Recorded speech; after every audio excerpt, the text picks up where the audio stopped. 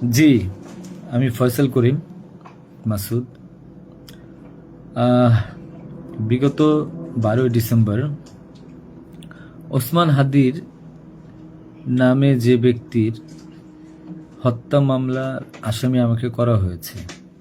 আসলে আমি এই মামলার সাথে, এই ওসমান হাদির যে হত্যা, এই হত্যার সাথে আমি কোনোভাবে প্রত্যক্ষ বা পরোক্ষভাবে জড়িত না। এটা পুরোটাই একটা মিথ্যা বানোয়াট একটা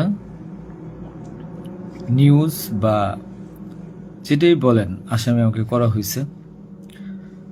করার পিছনে বেশ কিছু কারণ আছে, কারণ আমি তার প্রচারণায় ছিলাম। আমি তার অফিস বলেন, আড্ডাখানা বলেন, যেটাই বলেন আমি সেখানে ছিলাম। সেখানে থাকার পিছনে মূল কারণটা হলো, আপনারা জানেন যে আমি অ্যাপেল সফট আইটি নামে একটা প্রতিষ্ঠানের মালিক।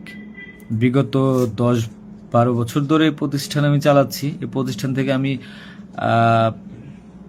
প্রায় 20-30 কোটি টাকার কাজ করেছি, উইদাউট তদবির, সুপারিশ ছাড়াই। কারণ আমি ব্যাটল অফ 71-এর প্রতিষ্ঠাতা। ব্যাটল অফ 71-এর মতো একটি গেম বানিয়ে আমি বাংলাদেশে জাতীয় পুরস্কারও পেয়েছি। আমি সফটওয়্যার ইঞ্জিনিয়ার, আমি এমবিএও করেছি।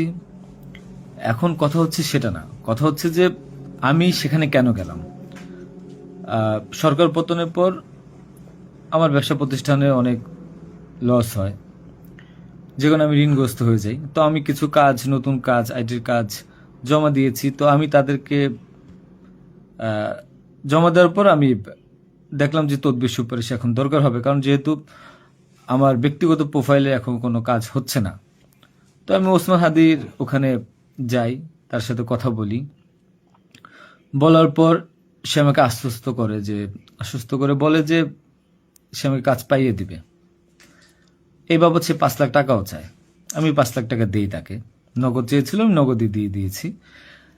দেওয়ার পর সে আমাকে বললো, ভাই আপনি অ্যাজ এ ডোনার হিসাবে আপনি আমার যেই প্রোগ্রামগুলো হয় নির্বাচনী প্রচারণা, একটা অফিস দিয়েন, বা প্রচারণে মাঝে মধ্যে একটু ছেলে পেলেরে হাদিয়ে দিয়েন। তো সে হাদিয়েই বলে আসলে বেসিক্যালি। তো আমি এরপরে শুক্রবার আমাকে আসতে বলে, আমি প্রথম শুক্রবার তার সাথে যাই, প্রচারণা করি। সেই সুবাদে আমি আমার 2টা ছোট ভাই নিয়ে গিয়েছিলাম, যারা এলাকার লোকাল।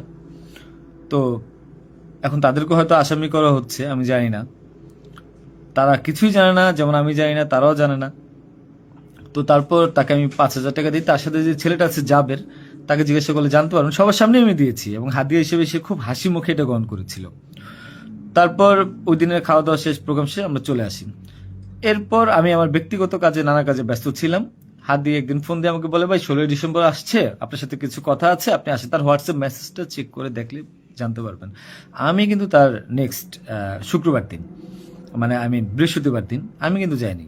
সে আমাকে ফোন দিয়ে নিয়েছিল যে আপনি আসেন, এসে আপনি দেখেন যে আপনার সাথে কিছু কথা আছে, আপনার কাজটার বিষয়ে কিছু কিছু কথা আছে, আর আমাদের 16ই ডিসেম্বর প্রোগ্রামে আপনি একটু হেল্প লাগবে। তো আমি যাই। সাথে আমার বেসিক্যালি আমি বাইক চালাইতে পারি না, সেজন্য আমার যে বাইক, সেই বাইকের একজন চালক ছিল, ওটা আমার খুব ক্লোজ ছোট ভাই, আমার খুব স্নেহের, আলমগীর।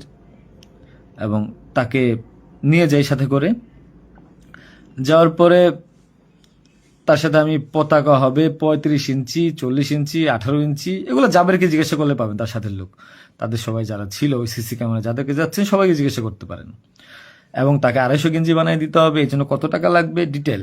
এবং ঘটনার দিন আমাকে সে রিকোয়েস্ট করে, আজকে যারা এই যে আপনারা দেখছেন হাজার হাজার লোক, শত শত লোক, হাদির তো এত লোক ছিল না, কারণ সে আমাকে নিজেই রিকোয়েস্ট করেছিল যে ভাইয়া আপনি আমাকে 5-10টা পোলাপাইন দিয়েন, আর 16ই ডিসেম্বরে 50টা ছেলে পেলে দিয়েন, যেন আমার পতাকাটা ধরতে পারে, আমার প্রোগ্রামটা সাকসেস করে দিতে পারে।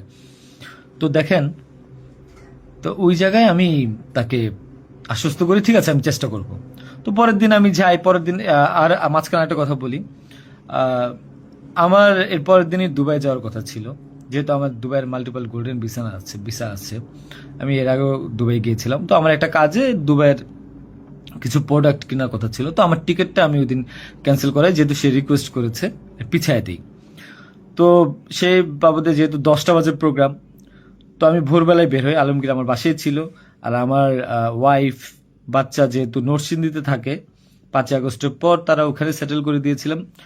তো থাকার পর সুবাদে আমি আমার বোনের বাসায় উঠেছিলাম। আমি কিন্তু অন্য কোথাও যাইনি, আমার বোনের বাসায় উঠেছিলাম ওদিন রাতে। তো ওই বাইক নিয়ে যাই, যেহেতু বাইকটা আমার, আমি কিনেছি। তো নাম রেজিস্ট্রেশন হয়নি। তো আলমগীর বাইকটা চালায়, আলমগীর নিয়ে যায়। তো ভোরবেলা আমরা একটা উবার ডাকি, উবার ডেকে আমরা একটা রিসোর্টে যাই। এটাও সত্য, ওই রিসোর্টে যে মেয়েটা ছিল, ওই মেয়েটা বেসিক্যালি আলমগীরের গার্লফ্রেন্ড। কারণ আলমগীর আমি দুবাই চলে যাওয়ার পর সে যেহেতু এলাকায় থাকতে পারছিল না, তার একটু বাইরে থাকতে হবে। তো ওই মেয়েটা তার কাছে একটা হেল্প চায় বাসা ভাড়ার জন্য। তো আলমগীর তার গার্লফ্রেন্ডকে হেল্প করার জন্য বলে, ঠিক আছে তুমি আজকে দেখা করো, আজকে আমাদের অনেক কাজ, তোমার সাথে আমি পরে দেখা করতে পারবো না। তো আলমগীরের সাথে আমি যাই, যাওয়ার পর 8টা-9টার দিকে আমি আবার চলে আসি, কারণ আমার এই টিকিটটা ক্যান্সেল করতে হবে। আবার হাদির প্রোগ্রামে যেতে হবে, ছেলে পেলেও নিয়ে যেতে হবে। তো আমি প্রিপারেশন নিয়ে সকালবেলা চলে আসি। আসার পর এখানে যে মেয়েটার গার্লফ্রেন্ড বানানো, মিথ্যা বানোয়াট একটা প্রচারণা, মানে এর চেয়ে লেম জঘন্য কোনো কিছু হইতে পারে না এই দেশে। মানে আমাকে আসামি করেছেন, ভালো কথা করেন, কিন্তু এইরকম মিথ্যা মানুষের কলঙ্ক দেওয়ার কোনো মানে নেই। সতরা জানেন, ওই মেয়েটা গরিব একটা মেয়ে, মেয়েটাকে ফাঁসাচ্ছেন, মেয়েটাকে দিয়ে যা মন চায় তাই বলান। এখন কথা হলো যে আমি প্রোগ্রাম করেছি, হাদিকে যে ওইদিন কথা বলেছি, এবং ওই দিন আমি তাকে আবার 10,000 টাকা দিয়েছি, পোলাপানকে খাওয়া দিয়েন। আমি আমার বাইক নিয়ে যাই, কে বা কারা এই হত্যাকাণ্ড ঘটেছে আমি জানি না। আমি 10 মিনিট আগে তার কাছ থেকে বিদায় নিয়ে চলে আসি।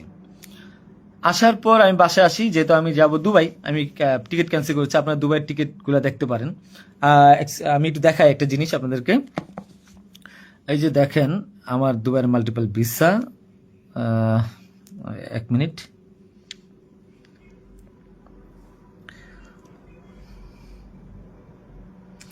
এই যে দেখেন আমার দুবাইয়ের মাল্টিপল ভিসা। হ্যাঁ, ওকে। আমি এখান থেকে ক্যামেরা যেহেতু দেখা যায় না, আমি এখান থেকে দেখাই। এই যে দুবাইয়ের মাল্টিপল ভিসা আমার স্পষ্ট আছে, দেখেন।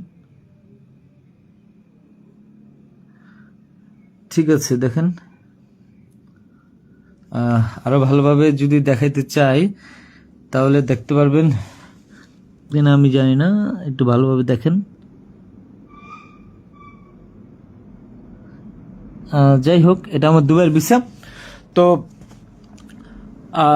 এরপর আমি এই যে আমার দুবাইয়ের ভিসা, আমার ওই দিন টিকিট ক্যান্সেল করি এবং আমি যাবো আমার কাছে বিদায় নিবই স্বাভাবিক। আমার ভাগিনা একটা আছে 5 বছর বয়স, সে আমার মোবাইলটা ফেলে দেয়। মোবাইলটা ফেলে দেওয়ার কারণে যেটা হয়েছে যে আমার এই মোবাইলটা নেওয়ার জন্য আমার দুই ভাগিনা খুব দৌড়ঝাঁপ করে মোবাইলটা নিয়ে আসে। আমার কাঁধে ব্যাগ ছিল, এখন ব্যাগকে অস্ত্রের ব্যাগ বানিয়ে দিচ্ছে, কিচ্ছু করার নেই আমার, যা বলবে তাই সত্য। আর আমার বাইকের নাম্বার প্লেট চেঞ্জ করে নাম্বার ম্যানহোল থেকে উদ্ধার করা, আমার বাবা 2বার ব্রেন স্ট্রোক করছে, তাকে দিয়ে উদ্ধার করানো, এটা কোন নাটক আমি জানি না। তো তারপর এই তো বাইক উদ্ধার দেখলাম, এগুলা দেখলাম, এরপর আমি বিদায় নিয়ে চলে আসি।